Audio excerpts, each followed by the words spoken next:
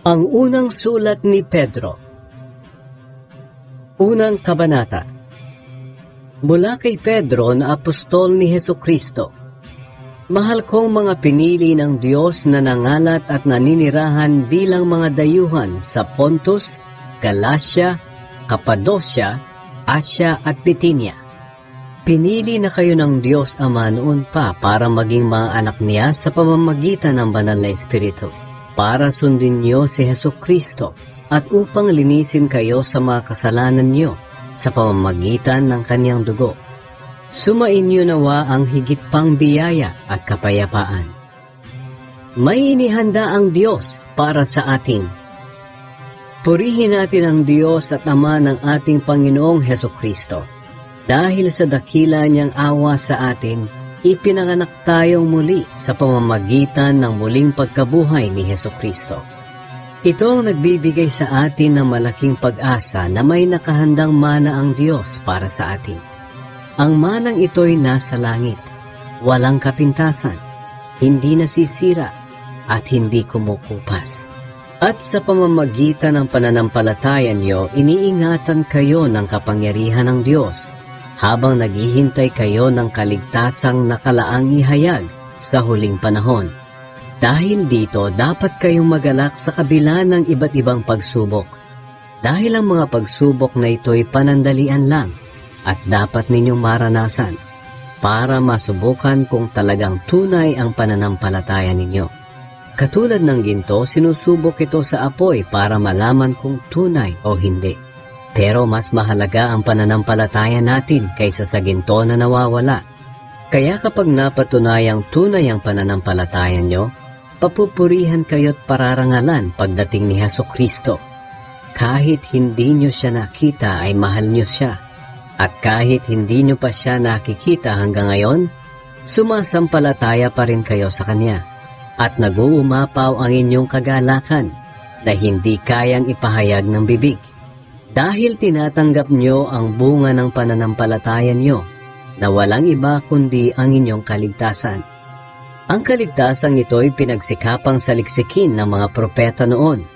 Sila ang nagpahayag tungkol sa kaloob na ito ng Diyos sa atin. Ipinahayag na sa kanila ng Espiritu ni Kristo na nasa kanila, na maghihirap siya bago parangalan.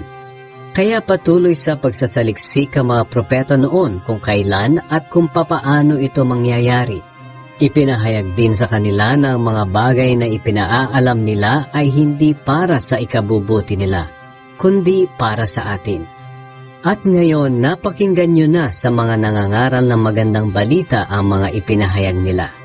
Nagsalita sila sa inyo sa pamamagitan ng kapangyarihan ng banal na Espiritong sinugo sa kanila mula sa langit. Kahit ang mga anghel noon ay nagnais na maunawaan ang magandang balitang ito na ipinangaral sa inyo. Sundin ninyo ang Diyos.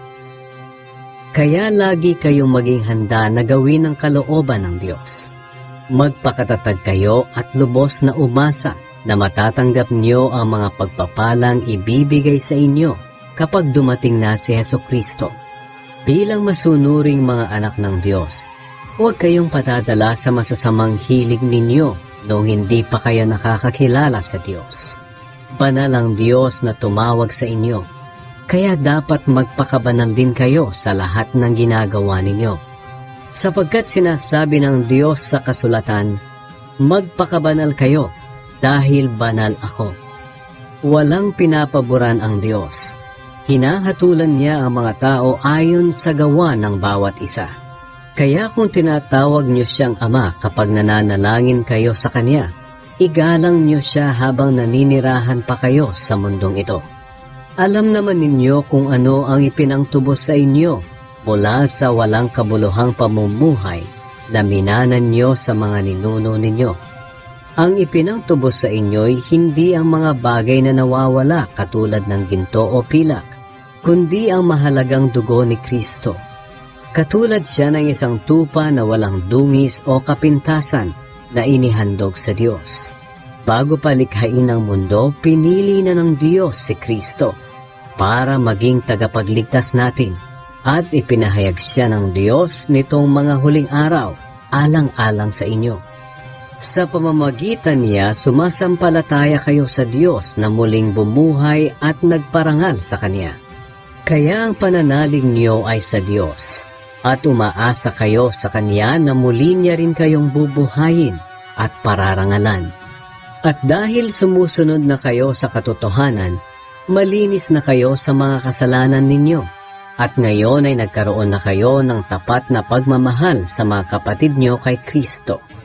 Magmahalan kayo ng taos-puso dahil ipinanganak na kayong muli. At ang kapanganakang ito'y hindi sa pamamagitan ng mga magulang ninyong namamatay, kundi sa pamamagitan ng buhay at walang hanggang salita ng Diyos. Ayon sa kasulatan, ang lahat ng tao ay parang damo. Ang kanilang katanyagan ay parang bulaklak nito. Ang damo ay nalalanta at ang bulaklak nito ay nalalaglag.